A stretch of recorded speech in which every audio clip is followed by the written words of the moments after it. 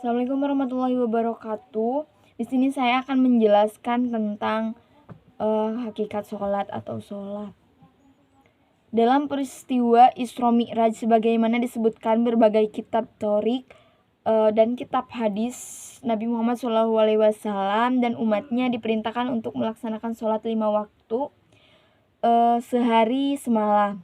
Dengan diperintahkannya sholat 5 waktu bagi Nabi Muhammad SAW dan umatnya pada malam Isra Mi'raj tersebut, dirasakan betapa pentingnya ibadah sholat harus ditegakkan oleh setiap pribadi muslim. Dalam Al-Quran banyak disebutkan perintah agar menegakkan sholat. Perintah itu diulang berkali-kali sampai lebih dari 80 kali. Di dalam hadis juga banyak disebutkan agar setiap muslim mengerjakan sholat dengan baik di mana saja mereka berada. Nah, hakikat sholat untuk kembali bermunajat dan menghadap Allah Subhanahu wa Ta'ala, memang hendaknya kita senantiasa merasa di hadapan Allah Subhanahu wa Ta'ala. Akan tetapi dengan sholat, ikatan antara kita dengan Allah Subhanahu wa Ta'ala semakin dikukuhkan, sehingga siapapun yang melakukan sholat seolah-olah ia telah bermunajat kepada Allah Subhanahu wa Ta'ala secara lahir maupun batin dan memperbarui kesadaran kalau dirinya adalah hamba Allah. Seseorang yang melakukan sholat hendaknya ia sadar dan dengan batinnya bahwa di saat itu ia di hadapan Allah Subhanahu wa Ta'ala. Maka orang yang hanya melaksanakan sholat secara lahir, ia akan merasa tidak betah dengan sholat, ingin sholat buru-buru dan sebagainya. Ia telah merasakan kehusyuan dan tidak menyadari dengan hatinya bahwasannya ia tengah bermunajat kepada Allah Subhanahu wa Ta'ala.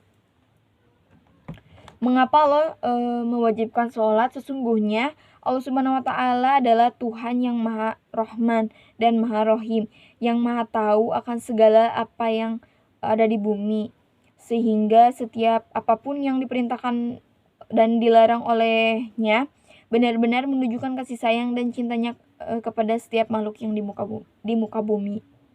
Allah Subhanahu wa Ta'ala berfirman dalam surat Al-Kautsar ayat 2, "Maka dirikanlah sholat karena Tuhanmu dan berkorbanlah." Ayat tersebut menunjukkan betapa pentingnya menjalankan ibadah yang satu ini. Bahkan Allah Subhanahu wa Ta'ala mengancam manusia yang lalai dalam mengerjakan sholat dengan ancaman yang keras dalam surat Al-Ma'un ayat 4-5.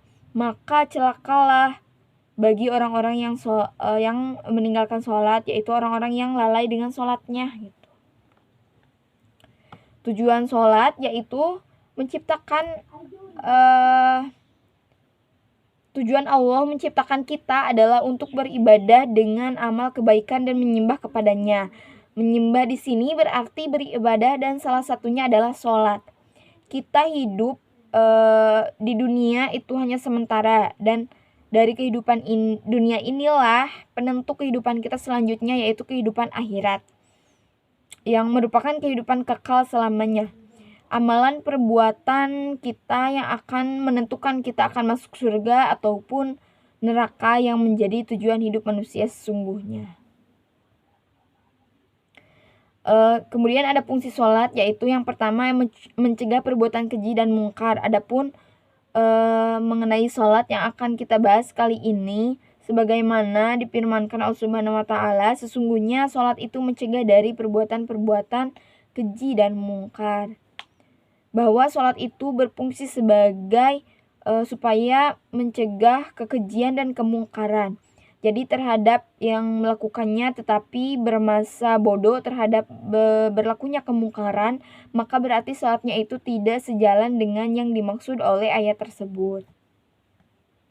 Yang kedua yaitu untuk mengingat Allah Subhanahu wa Ta'ala. Inilah fungsi sholat yang utama, yakni sebagai saran zikrullah atau mengingat Allah Subhanahu wa Ta'ala, yang orang yang memungsikan salatnya sebagai sarana untuk mengingat Allah dan akan mendapatkan ketentraman hati.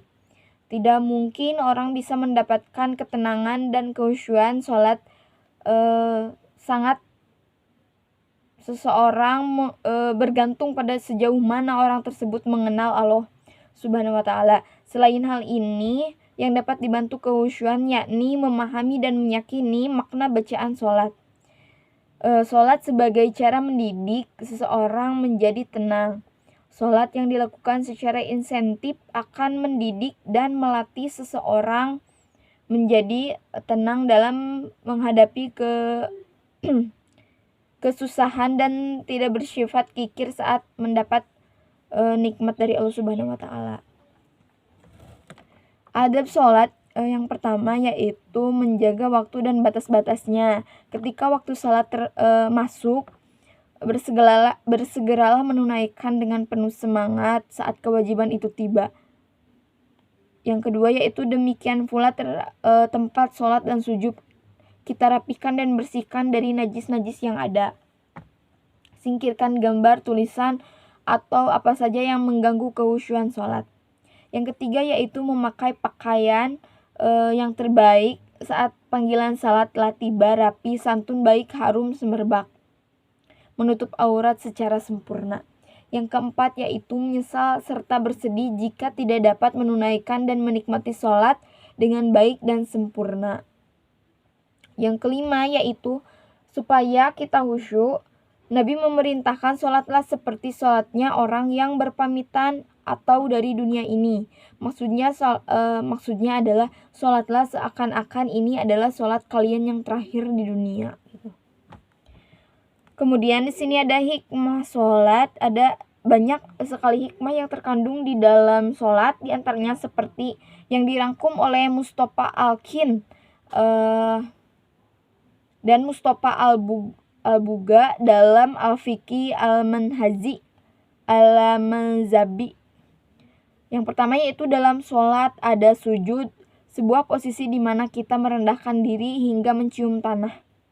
Yang kedua yaitu menyadarkan kita bahwa pada hakikatnya tiada yang mampu memberikan pertolongan kepada kita selain Allah Subhanahu wa taala. Yang ketiga yaitu sholat dilakukan sehari semalam sebanyak 5 kali. Ini berarti ada 5 kali dalam sehari semalam kita bertobat kembali kepada Allah Subhanahu wa taala, karena memang pada dasarnya dalam sehari semalam tidaklah mungkin kita terluput dari dosa baik disengaja maupun tidak disengaja.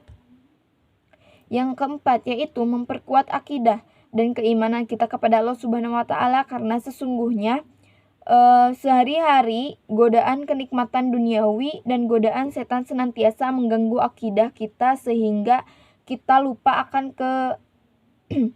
keberadaan Sang Holik atau yang Maha mengawasi. Dengan melakukan ibadah sholat, kita kembali mempertebal keyakinan dan keimanan kita, sebagaimana tumbuhan kering yang segar kembali sesudah diguyur hujan.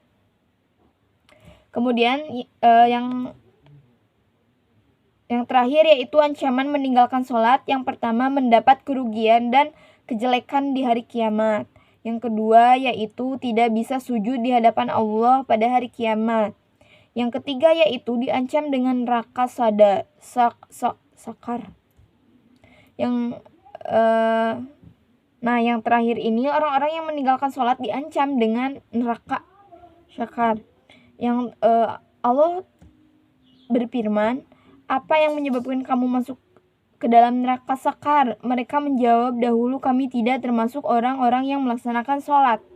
Oleh karena itu Allah Subhanahu wa taala memberitahukan bahwa meninggalkan sholat merupakan penyebab utama masuk neraka, dan termasuk juga di dalamnya orang-orang yang melaksanakan sholat namun lalai dari sholatnya, mendapatkan kecelakaan yang besar. Lalu bagaimana dengan orang-orang yang meninggalkannya? Allah Ta'ala berfirman, yaitu maka